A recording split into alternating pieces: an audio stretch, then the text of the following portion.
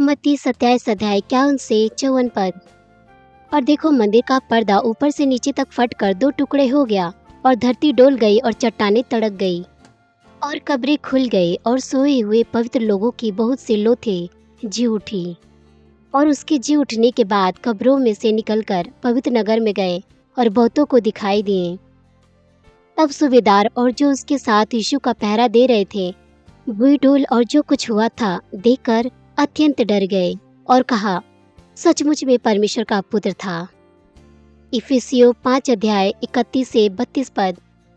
इस कारण मनुष्य माता पिता को छोड़कर अपनी पत्नी से मिला रहेगा और वे दोनों एक तन होंगे। यह भेद तो बड़ा है, पर मैं मसीह और कलीसिया के विषय में कहता हूँ। आमीन। मसीह में प्रिय भाई और बहन और टीवी पे देखत तमाम लोग, पहला कुरिन्थियों 4 अध्याय 1 से 2 पद कहला, मनुष्य हमें मसीह की सेवक और परमेश्वर के भेदों के भंडारे समझे। फिर यह भंडारे में यह बात देखी जाती है कि वह विश्वास योग्य हो। मसीह के सेवक परमेश्वर के भेद के भंडारी हवे। ये भेद अनंत जीवन पौले के मार्ग हवे, जो उनकी आदि काल से पहले से छुपल बा। अब परमेश्वर ए रहस्य के और अधिक ना छुपाल चाहतन है, परंतु संसार के सब लोगों से इसे परिचित करावल चाहतन है। वो चाहतन है कि वो सब जे यीशु मसीह के स्वीकार कैले बा अनंत जीवन पावे।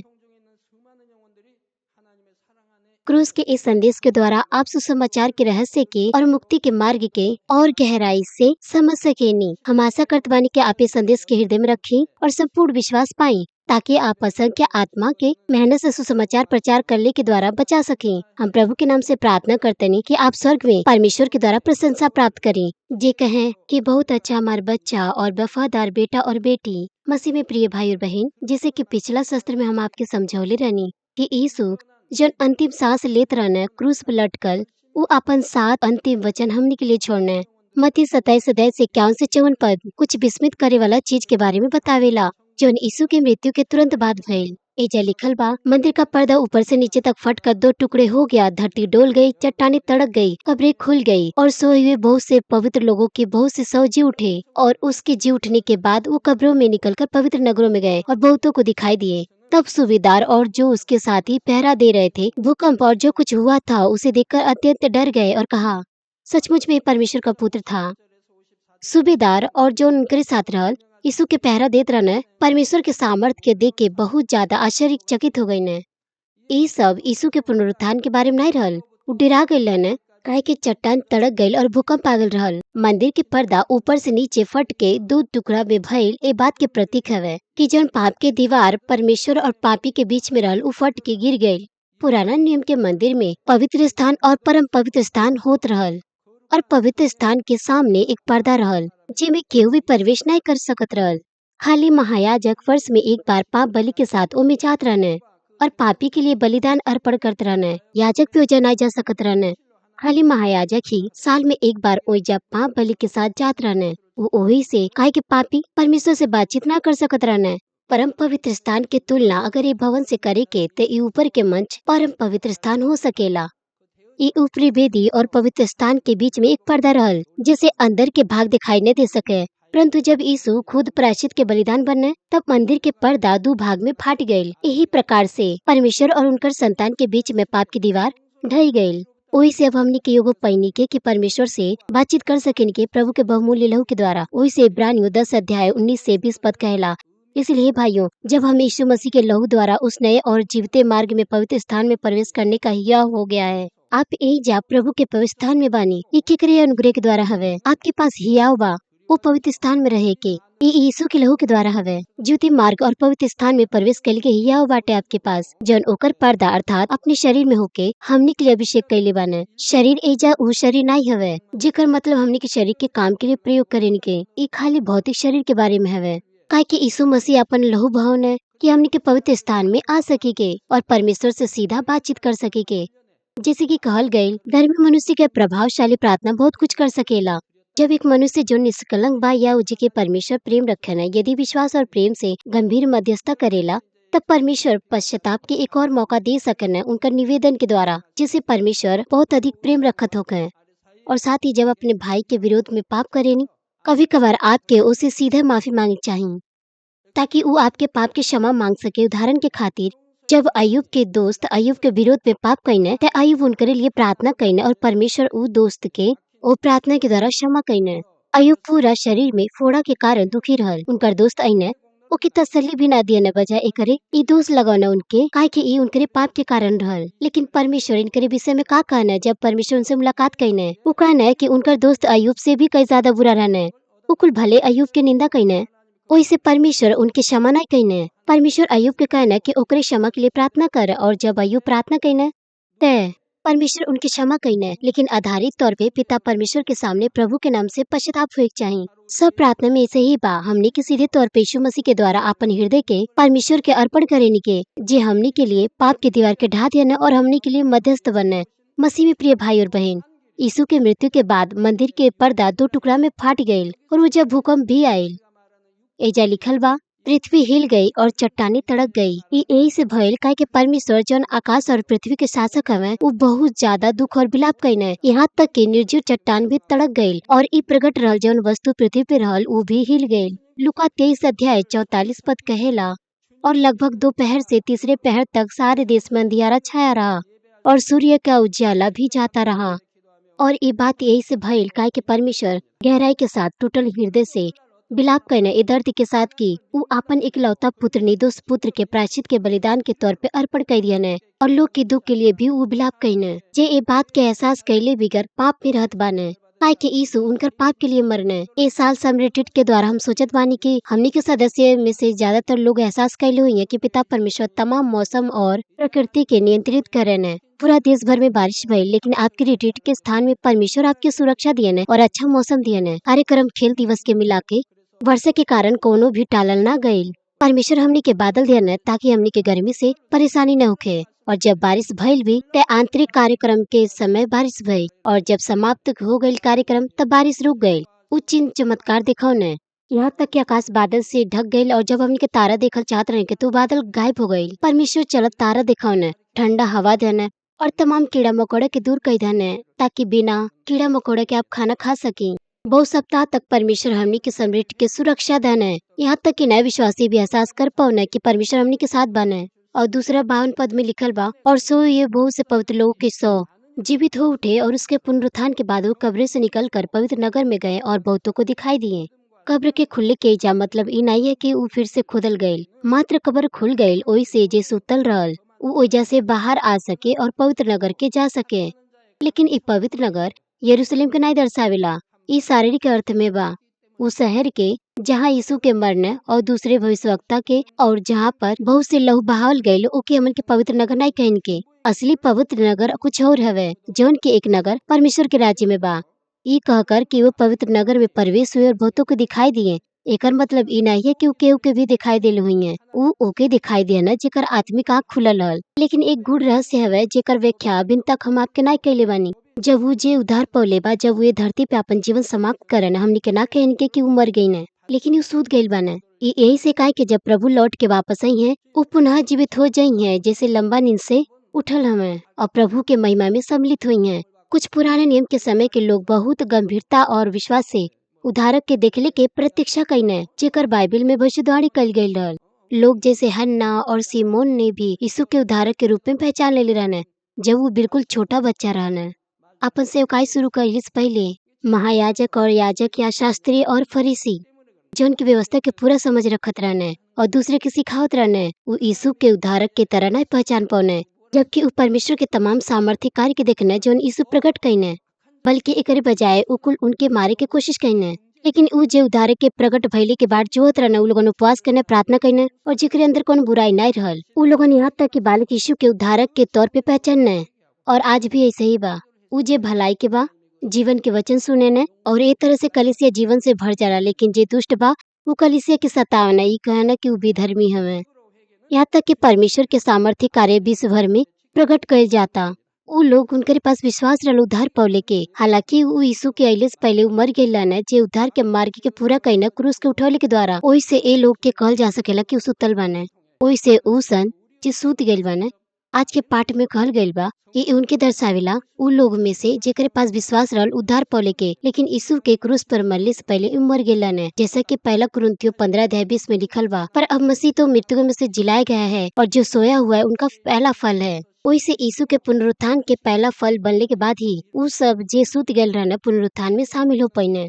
मसीह में प्रिय भाई और बहन, विश्वासी जे मसीह में विश्वास करने अपन उद्धारकर्ता के रूप में, वो अंत में शरीर में पुनरुत्थानित हुई है और प्रभु के ग्रहण करते समय उस समझिए कि उनका आत्मा पुनरुत्थानित हो गई बा, अर्थात उ लोगन अनंत जीवन पौले बाने। वैसे आप आत्मा में पुनरुत्थानित बानी। उ जे यीशु के ग्रहण कर ले बा उद्धारकर्ता के तौर पे और पवित्र आत्मा के पा ले बा, उ आत्मा में पुनरुत्थानित बाने। वैसे आपके शारीरिक पुनरुत्थान नहीं हुई, काहे कि आप प्रभु के जीवित प्राप्त कर में अगर आप आज और कल मरेनी तो आप शरीर में पुनरुत्थानित हुई में, लेकिन आप जीवित बानी तो आप हवा में जीवित उठा लिहल जाई में, वैसे आपके शरीर के पुनरुत्थान नहीं हुई। आज के पाठ इफिसियों 5 अध्याय 31 से 32 पद कहेला, अतः मनुष्य अपने माता पिता को छोड़ अपनी पत्नी से मिला रहेगा और वे दोनों एक तन होंगे।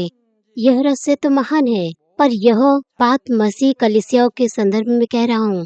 इस संसारी लोग के बारे में नहीं है, ये मसीह और कलीसिया के बारे में है। जब लोग विवाह करे न, वो अपने माता पिता के छोड़ देने, पति पत्नी एक हो जाने। वास्तव में ये कोनो रहस्य नहीं है, वरन सामान्य ज्ञान है। लेकिन आज के पाठ में ये काहे लिखल गइल बा कि रहस्य महान है? इस संसारी लोग के विवाह के बारे में नहीं है, ये मसीह कलीसिया और विश्वासियों के बारे में है। ये क्रूस के उद्धार के प्रावधान के बारे में है, जौन के युगों से पहले छिपल रहल। यूहन्ना 8 अध्याय 44 पद कहेला, तुम अपने पिता शैतान से हो और अपने पिता की लालसा को पूरा करना चाहते हो। और साथ ही पहला यूहन्ना 3 अध्याय 8 पद कहेला, जो पाप करता है वह शैतान से है, क्योंकि शैतान आरंभ से पाप करता आया है। एजा पाप वो पाप के दर्शावेला जौन क्रिया में होला। इस शरीर के चीज के बारे में नहीं है, न पाप में स्वभाव के बारे में है, वरन शरीर के काम के बारे में बाटे जौन क्रिया में प्रकट होला। यदि आप ये शरीर के काम के करी ते आप शैतान से संबंध रखेनी, आप परमेश्वर के पिता ना पुकार सकेनी। परमेश्वर उनके बिल्कुल भी पसंद नहीं करेने, काहे कि आप अपनी होठ से ही पिता के ढूंढेनी। आप शैतान से संबंध रखेनी और ऊ करेनी जौन शैतान को चाहेला और पाप करेनी, और तब वो आप कहेनी कि आप विश्वास करेनी और पवित्र पिता परमेश्वर के पिता कहेनी शरीर के ऊ काम करेनी जौन मृत्यु की ओर ले जाला। तो फिर का परमेश्वर के पास ऐसे संतान बाना जौन मृत्यु के मार्ग की ओर जा, शैतान से संबंध रखत शरीर के काम करत? बिल्कुल नहीं। यही से वो आपके कहना है कि आप उनके पिता ने कहीं, आप उनके परमेश्वर कही सके नहीं, लेकिन आप पहला और दूसरे विश्वास के स्तर पर बानी और परमेश्वर के पिता कहीं प्रेरणा के द्वारा या फिर विश्वास से बुलाई तो ठीक बा। काहे कि वो अभी आत्मा में बच्चा बाने, लेकिन आप परमेश्वर के पिता नहीं कह सकेनी। इन लोग के खातिर परमेश्वर कहल ज्यादा सुविधाजनक बा, लेकिन जब वो अधिक विश्वास पावे पाप के दूर करे और आत्मा में आवे तो स्वाभाविक तौर पे वो परमेश्वर के पिता कही है। तो वो परमेश्वर के अब्बा पिता या पिता परमेश्वर कही है या परमेश्वर पिता, लेकिन वो जेकरे पास दृढ़ विश्वास बा और फिर भी शरीर के काम करिए जो मृत्यु की ओर ले जा, आपके परमेश्वर के पिता नहीं कहे चाहिए। परमेश्वर इनके बिल्कुल पसंद नहीं करे। जब लोग अपने हृदय में पाप करे ये पाप में संसार में तो पाप के दास हवे, शत्रु दुष्ट और शैतान के नियंत्रण में बाने हो। वैसे कहल गइल बा कि तुम अपने पिता शैतान से हो, किंतु ऊ जे यीशु मसीह के स्वीकार करन वो अब शैतान के संतान नहीं हवे, वो अब परमेश्वर से उनकर संतान के तौर पे संबंध रखे और साथ ही विश्वास के द्वारा वो यीशु मसीह से एक दुल्हन के तौर पे जुड़ल बाने। जब हमने के विश्वास करेनी के कि यीशु हमने के क्रूस उठा के पाप से मुक्त कैली बाने, तो हमने के यीशु से जुड़ जाने के और एक हो जाने के। जब हमने के प्रभु से जुड़ जाने के तब परमेश्वर हमनी के हृदय में पवित्र आत्मा देना है, जैसे कि यूहन्ना 3 अध्याय 6 पद में कहल गइल बा, जो शरीर में से जन्मा है वो शरीर है, जो आत्मा से जन्मा है वो आत्मा है। जब पवित्र आत्मा हमनी में आवेला वो हमनी के मृत आत्मा के पुनर्जीवित करेला और आत्मा के पवित्र आत्मा के द्वारा जन्म देला। आत्मा के पवित्र आत्मा के द्वारा जन्म दियल हमनी के हृदय के सत्य के ज्ञान से भर दिहल हवे। वो जे पवित्र आत्मा के द्वारा आत्मा के जन्म देले बा वो एक तरह से परमेश्वर के पुत्र और पुत्री बनन है, वो परमेश्वर के पिता कह सकन है। यदि आप परमेश्वर के संतान बनेनी तो आप स्वर्ग राज्य के वारिस होनी। प्रिय भाई और बहन, आइए विस्तार पूर्वक हम आपके बताएं कि परमेश्वर के संतान पवित्र आत्मा पावन और पवित्र आत्मा के द्वारा आत्मा के जन्म देने। मनुष्य के हृदय बहुत भाग में विभाजित कर जाला और एमर सरल अंत बा, सत्य के हृदय असत्य के हृदय। आसान हम बनाई तो कहम कि श्वेत हृदय और काला हृदय। सफेद हृदय सत्य और भलाई के हृदय हवे, जे सत्य के अनुसरण करेला, जे के परमेश्वर आदि में आदम उत्पन्न कैले रहने। और काला हृदय बुराई के हृदय हवे, जौन बाद में शत्रु दुष्ट और शैतान उत्पन्न कैले रहल। जब परमेश्वर सबसे पहले मनुष्य के बनौने वो जीवन के श्वास मनुष्य में फूकने और एक प्रकार से मनुष्य जीवन के बीच के प्राप्त कैले। तब परमेश्वर सत्य के मनुष्य में बोने वही से आदम के हृदय और आत्मा सत्य रहल जो जीवन के बीच में ढकले रहल। सबसे पहले आदम के हृदय खाली सफेद हृदय रहल जो सत्य से भरल रहल, लेकिन जब से आदम पाप कईने परमेश्वर से उनकर बातचीत टूट गयल और शत्रु दुष्ट और शैतान पाप बुराई असत्य अधार्मिकता ओकरे में बोल शुरू कर दिले। इस प्रकार से आदम के हृदय में मूल श्वेत हृदय और काला हृदय जो शत्रु दुष्ट और शैतान के द्वारा बोल गयल रहल वो एक साथ अस्तित्व में आयल और एक दो हृदय के संयोजन से एक दूसरे ही प्रकार के हृदय बन गए। और ई विवेक हवे अपने माता पिता से प्राप्त स्वभाव के आधार पर जौन कुछ आप अपने अंदर देखले सुनले और सीखले के द्वारा अपने अंदर डलले बानी ओकरे आधार पे विवेक बनेला। विवेक एक मिश्रण हवे सत्य और असत्य के, और ई अलग अलग मूल्य के मापदंड के तौर पे काम करेला। और व्यक्तिगत तौर पे ई विवेक अलग अलग होला और अलग अलग क्षेत्र में और अलग अलग समय में। वैसे जब कोनो व्यक्ति अपने विवेक के अनुसार सही कहेला ते दूसरे द्वारा वैसे ही वो सही ना जानल जा सकेला। लोग के विवेक उन्हीं के द्वारा उत्पन्न कइल जाला, वही से वो कहन है कि उनकर विवेक सही बा। वो अपने आप के सही समझन है और दूसरे के वो गलत कहन है। ए प्रकार से वो दूसरे पे दोष लगावन है ई कहत कि उनके पास त विवेक भी नहीं बा। कुछ लोग कहन है दूसरे के खातिर कि उनकर विवेक गरम लोहा से दागल बा, ई सोचत कि उनकर आपन विवेक सही बा। ओही से ई कहल कितना बुराई बा, इहो भी नहीं जानन है कि वो दूसरे लोग पे दोष लगावत बने। कुछ ऐसा लोग बने जेकर छोटन छोटन झूठ पे भी जेकर विवेक उनके दोष लगावेला। लेकिन कुछ ऐसा लोग होने कि दूसरे के बड़ा झूठ से बड़न मुसीबत में डालन है, लेकिन उनके कुछ भी एहसास नहीं होला। कुछ ऐसा सोचन है कि बुराई के बदले बुराई करल अच्छा बा, जबकि कुछ लोग वास्तव में बुराई के बदला बुराई से नहीं दियल चाहन है, जबकि हृदय में क्रोधित होने। इस प्रकार से सब मनुष्य के विवेक भिन्न भिन्न होला और बहुत से मामला में वो मनुष्य जौन अच्छा विवेक के बा परमेश्वर के दृष्टि में अच्छा नहीं समझे जा सकेला। उदाहरण की खातिर यदि केहू ऐसन व्यक्ति बाना जौन अपन गुस्सा के सहन है और अपन नाराजगी के अपन मन में रखे न तो संसारिक लोग कही है कि वो अच्छा बाटे, लेकिन परमेश्वर के दृष्टि में वो भला नहीं बने। वो जेकरे पास वास्तविकता में भला भी बा वो कोनो गुस्सा न करी है न नाराजगी रखी है पहले से ही। वो अपन शत्रु से भी प्रेम रखी है, दूसरे के समझिए और दूसरे की गलती के ढपी है। वैसे निष्कर्ष तौर पे मनुष्य के हृदय तीन अलग अलग हिस्सा में विभाजित कई जा सकेला, सत्य के हृदय, असत्य के हृदय और विवेक।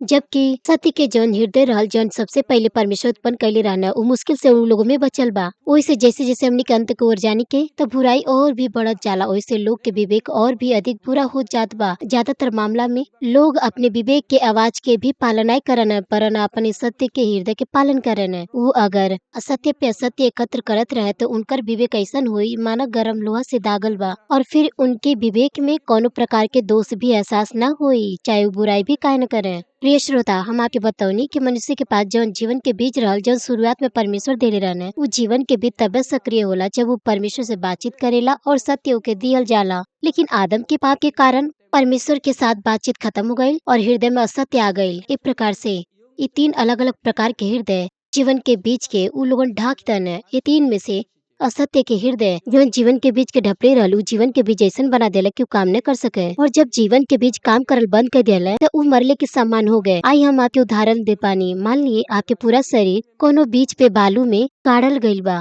गर्दन तक आपके जमीन में गाड़ दियल गइल बा, खाली गर्दन बस ऊपर बा, तो फिर का आप खुद से जमीन से बाहर निकल सकेनी? बिल्कुल नहीं, आप नहीं आ सकेनी। आप सांस लेनी जीवित भी बानी, आपके गर्दन बाहर बा, अपन आँखें भी डोलावेनी, लेकिन आप खुद से बाहर नहीं आ सकेनी क्योंकि आपके खुद के बाहर निकाले के पड़ी।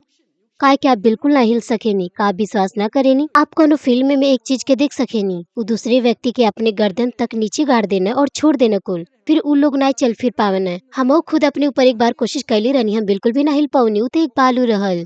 लेकिन अगर आप केहू के ऐसा जमीन में गाड़ दी तो बिल्कुल भी ना हिल सकेला। जीवन के बीज के साथ भी ऐसा बा, वो मरल नहीं बा लेकिन दूसरे चीज से वो ढकल बा, ओइसे वो मरले के समान बा जौन की सक्रिय नहीं बा। ये अवस्था में जे परमेश्वर के साथ बातचीत खत्म हो गइल बा ते जीवन के बीच मरल बा और असत्य से ढकल बा। वैसे जब हमने के कहन के कि केहू के आत्मा मरल बा, वास्तविकता में वो मरल नहीं बा, ई निष्क्रिय हवे, लेकिन ई जागृति के समय के इंतजार करत बा। जौने प्रकार से पौधा के बीज मरल प्रतीत होला, यदि अभी भी ओमे जीवन बा तो कोनो न कोनो दिन उगल शुरू करी। जैसे कि सफो उपदेशक 3 अध्याय 11 पद कहला, उसने मनुष्य के मन में अनादि और अनंत काल का ज्ञान उत्पन्न किया है। यद्यपि जीवन के बीज मर गल रहल, लेकिन ये अनंत काल के प्रतीक्षा करत बा और परमेश्वर के सत्य के पुनर्जीवन के प्रतीक्षा करत बा। रोमियो में हमनी के देख सकेनी कि सब वस्तु उस समय के प्रतीक्षा करेला जब सब चीज फिर से प्राप्त हुई। कब फिर मनुष्य के आत्मा पुनर्जीवित होला? ई तब जब हमनी के पवित्र आत्मा पावन के जब हमनी के सुसमाचार सुने नी के और परमेश्वर के प्रकाश और जीवन के सत्य हमनी के हृदय में चमकेला, तब सत्य के हृदय जौन के हमन के हृदय में बाकी बा और अच्छा हृदय ए प्रकाश के स्वीकार करेला और यीशु मसीह के उद्धारकर्ता के रूप में स्वीकार करेला, तब परमेश्वर पवित्र आत्मा के हमनी के हृदय में भेजन। तभी पवित्र आत्मा जीवन के बीच में मिल जाला। उनके विषय में जेकरे पास अधिक असत्य बा, जेकर विवेक अशुद्ध बा, उनके जीवन के बीच मजबूती से सत्य से घिरल बा, ओहि से सत्य के ज्योति के लिए ओमे प्रवेश करल कठिन हो जाला। जितना अधिक सत्य के हृदय होई, जितना भला विवेक होई ओकरे पास, वो आसानी से सुसमाचार के ग्रहण करी है और फिर पवित्र आत्मा के द्वारा जन्म प्राप्त कर सकन। एक बार जब उनके पवित्र आत्मा पावन के तो जीवन के बीच कार्य करल शुरू कर देला। परमेश्वर से बातचीत जौन टूट गईल रहल आदम के गिरले के कारण फिर से बातचीत शुरू हो जाला और सत्य के ज्ञान हमन के फिर से मिलल शुरू होला। वो हृदय जौन असत्य से भरल रहल, जैसे कि ईर्षा, बैर, जलन, बेविचार, लड़ाई, अभू प्रेम, सेवा, दीनता और शांति से भरल शुरू होला। यह वह पवित्र आत्मा के द्वारा आत्मा के जन्म दियल और ए प्रक्रिया में जौन हमनी के करेगा बा वो है प्रार्थना। अपन पूरा ताकत से जब हमनी के प्रार्थना करी के तब परमेश्वर के अनुग्रह और ताकत ऊपर से हमनी के प्राप्त कर सके कि हमनी के सत्य के अपन हृदय से दूर करी। पवित्र आत्मा हमनी के सत्य के हृदय के प्रभावित करेला कि हमनी के उनकर इच्छा के पालन करी के और शैतान के असत्य के हृदय के प्राण के द्वारा प्रभावित करेला, अर्थात हमनी के विचार के द्वारा। वही सेहत भी आप विश्वासी काहे नहीं, आप शैतान के कार्य प्राप्त कर सकेनी और बुराई से जीवन जी सकेनी जब तक आप अपने शारीरिक विचार के न तोड़ी। अभी भी आप दूसरे लोग की निंदा करेनी, क्रम भंग करेनी, पालन नहीं करेनी, अपन सीनियर की गलती के दर्शावेनी, काहे कि आप सोचेनी कि आप हर वक्त सही बानी और आप दूसरे से बेहतर बानी। बाइबल हमन के कहेला कि हम दूसरे के आँख के तिनका के न देखी के, यदि आप वो चीज के ना देख सकेनी तो आप अपने आँख से लट्ठा के दूर करी ताकि आप साफ तौर पे देख सकी। यदि हमने के पास अधिक असत्य होला तो पवित्र आत्मा के कार्य प्राप्त कैले से पहले संभावना ही होला कि हमने के शैतान के कार्य प्राप्त कर सके कि हमने के विचार के द्वारा जो हमने के नाश की ओर ले जाला। हालांकि हमने के बहुत से सत्य के सुनले बानी के, लंबे समय तक प्रार्थना कैले बानी के, लेकिन जब तक हमने के शारीरिक विचार के दूर न करी के, सिद्धांत के दूर न करी के, तो हमने के पवित्र आत्मा के कार्य के अनुसरण नहीं कर सकेनी के। यद्यपि हमने के प्रार्थना भी करी के तब हमने के हृदय में क्लेश होला, हमने के परमेश्वर के कार्य के अनुभव न कर सकेनी के। दूसरा कुरिन्थियों 10 अध्याय 5 पद कहेला, हम परमेश्वर के ज्ञान के विरुद्ध उठने वाली कल्पना और प्रत्येक अवरोध का खंडन करते हैं और प्रत्येक विचार को बंदी बनाकर मसीह के आज्ञाकारी बना देते हैं। यद्यपि हमने के प्रार्थना के द्वारा 3 प्रकार के हृदय में से असत्य हृदय के निकाल कर फेंक देले बानी के, लेकिन ये संशोधन के अंत नहीं है। एक बाद हमने के अपने विवेक में से बुराई के ढूंढ के निकाल फेंके के बाद जौन हमने के स्वभाव में बा, हम आपके बतौनी की जौन कुछ हमने के देखे सुने नी के और अपने माता पिता के विरासत में जौन कुछ भी पौले बानी के उसे विवेक बनेला और ई विवेक एक दूसरे के प्रकार के गहरा स्वभाव हमने के अंदर उत्पन्न करेला।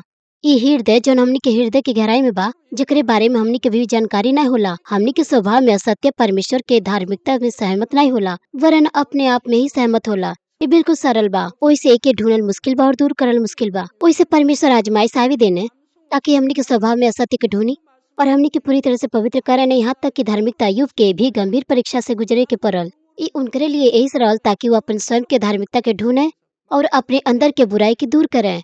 अयुब पहले से ही 3 प्रकार के हृदय के असत्य के हृदय के दूर कर देले रहना, लेकिन अभी वो अपन गहरा स्वभाव के बुराई के दूर न कर ले रहना। ओइसे जब वो आजमाइश में पड़ना जैसे वो नहीं समझ पाना स्वभाव के बुराई प्रकट भइल, जब उनकर बुराई प्रकट भइल तो परमेश्वर उनसे मिलना और वो निरंतर पश्चाताप कर पाना और सत्य के सीधे हृदय प्राप्त कर पाना। अगर आप पवित्र आत्मा की प्रेरणा से परमेश्वर के वचन के सुनती, ढूंढेनी और अपने आप के एहसास करेनी तो तेजी से अपने स्वभाव से आप असत्य के दूर करेनी। लेकिन चाहे आप कितना ही परमेश्वर के वचन के सुनिए, अगर आप ये सोची कि ये दूसरे के लोग के लिए है, आपके लिए नहीं बा, लंबे समय के बावजूद भी आपके विश्वास की उन्नति धीरे हुई। आई हम ये संदेश के निष्कर्ष आपके देम आज जैसे कि कहल गए कि रहस्य महान है, हम आपके प्रक्रिया के बारे में बताइनी जेमे हमनी के मसीह के साथ एक हो जाने के, जे हमनी के लिए क्रूस उठा के अनंत जीवन के मार्ग खोल ले। वो विश्वासी जे यीशु मसीह के ग्रहण कर लेल बाने, संसार के छोड़ दिल बाने और प्रभु के साथ एक हो गइल बाने, जे हमनी के दुल्हा हमें। यीशु यूहन्ना 17 अध्याय के पद में कहने, जैसा तू हे पिता मुझ में है और मैं तुझ में हूँ, वैसे ही वो भी हम में हो, इसलिए कि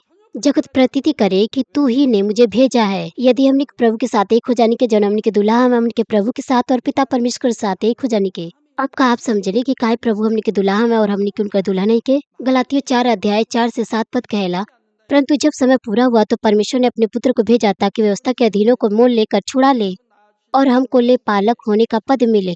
और जो तुमको पुत्र हो, इसलिए परमेश्वर ने अपने पुत्र के आत्मा को हमारे हृदय में भेजा। बहुत से लोग ये भाग के गलत समझने का के जा लिखल बा उनके पुत्र की आत्मा, वो सोचने की आत्मा यीशु से जन्मल बा, लेकिन ये आत्मा पवित्र आत्मा है जो त्रिएक परमेश्वर में से एक हवे। ओमे से प्रत्येक अलग अलग बा। पिता पुत्र पिता से विभाजित भइल बने और उ अलग-अलग हवे। एजा लिखल बा उनकर पुत्र के आत्मा, काहे कि पवित्र आत्मा भी उनकर पुत्र के आत्मा हवे। परंतु बहुत से लोग सोचन कि ये आत्मा यीशु से जन्मल बा, ओइसे उ बाइबल के नहीं समझ पावन।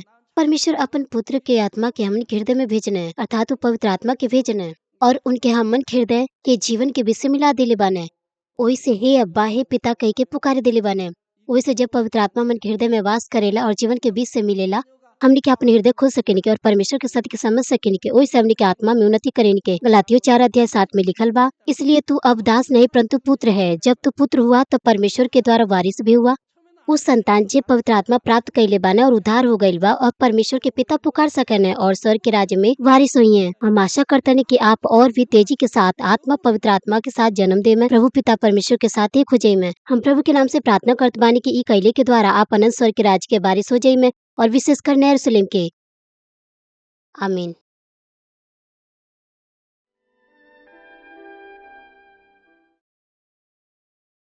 हालेलुया। सर्वशक्तिमान प्रेमी पिता परमेश्वर, कृपया अपन हाथ तमाम भाई और बहन पे रखी जे यहाँ पर ये प्रार्थना के ग्रहण करता। उनकर हृदय में विश्वास के बोई और उनका नकारात्मक विचार और शक के दूर करी। तमाम क्लेश और आजमाइश उनके छोड़ के चल जा। पवित्र आत्मा के आग के द्वारा सिर से लेकर पैर तक उनकर तमाम बीमार और दर्द भरल अंग के जला दी। यीशु मसीह के नाम से हम आज्ञा देतनी, शत्रु दुष्ट और शैतान तमाम बीमारी, रोगाणु, विषाणु और निर्बलता दूर हो। ज्योति उनके पे चमके। उनकर तमाम असाध्य और अंधकारी रोग पवित्र आत्मा के आग के द्वारा झुलसा दी। तमाम प्रकार के महामारी, मलेरिया सहित जला दी। तमाम संक्रामक रोग, जुखाम, बुखार उनसे दूर हो जा। पिता उनके तमाम प्रकार के रोगाणु और विषाणु से सुरक्षा दी। उनके तमाम प्रकार के कैंसर, पेट के कैंसर, फेफड़ा के कैंसर, जिगर के कैंसर, छाती के कैंसर, गर्भ के कैंसर और आंत के कैंसर से चंगा करी और तमाम दूसर बीमारी जैसे कि एड्स, लुकेमिया, दिमागी रक्तघात, उच्च रक्तचाप, धीमा रक्तचाप, हृदय के रोग, फेफड़ा के रोग, स्त्री रोग, थायराइड के रोग और तमाम सूजन और जलन दूर हो जा। पोलियो, लकवा, गठिया और आंत के रोग से ठीक हो जा। तमाम प्रकार के दर्द उनसे दूर हो जा। पेट दर्द, सिर दर्द और मानसिक दर्द सहित मृगी, स्वलीनता, उदासी तंत्र के रोग और तमाम दूसर मानसिक बीमारी से ऊ आजाद हो जा। तमाम प्रकार की लकवा से ऊ खुल जा, उठे, चले और कूदे। वो अच्छा आँख की दृष्टि प्राप्त करे और अच्छा सुनने की शक्ति प्राप्त करे। अंधा देखे लगे, बहरा सुने लगे और गूंगा बोले लगे। दुर्घटना के तमाम दुष्प्रभाव से ठीक करी। उनका टूटल हड्डी के ठीक करी। उनके जलन से ठीक करी। चलन और दहन संवेदना उनसे दूर हो जा। तमाम प्रकार के नशे के लत से और पदार्थ के इस्तेमाल से साफ हो जा।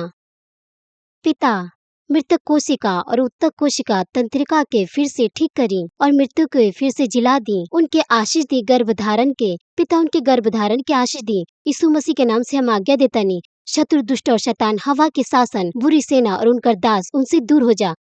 बुरी आत्मा, अशुद्ध आत्मा, धोखा के आत्मा, झूठ के आत्मा, अलग करे वाली आत्मा और तमाम अंधकार के बल दूर हो। दुष्टता के तमाम बंधन खुल जा, उनसे दूर हो जा। ज्योति आ जा। पिता परमेश्वर उनकी ताकत दे कि वो प्रार्थना में पुकारे। पाप के दूर करे के उनकी सामर्थ्य दें और वो पवित्र हो जा। वो भला स्वस्थ में बनल रहे। जब उनका प्राण सम्मिलित होता थे, उनकर परिवार में सुसमाचार के प्रचार कैल जा। उनके सुरक्षा दी तमाम प्रकार के दुर्घटना और विपत्ति से। अपन बच्चा के उनकर घर, कार्यशाला और व्यापार के सुरक्षा दें। पवित्र आत्मा के आग की दीवार से स्वर्ग सेना, स्वर्गदूत और अपनी धधकती आंख के द्वारा। पिता परमेश्वर, आपके धन्यवाद। सारा महिमा खाली आपके मिले। हमारे प्रभु यीशु मसीह के नाम से हम प्रार्थना करते नहीं। आमीन।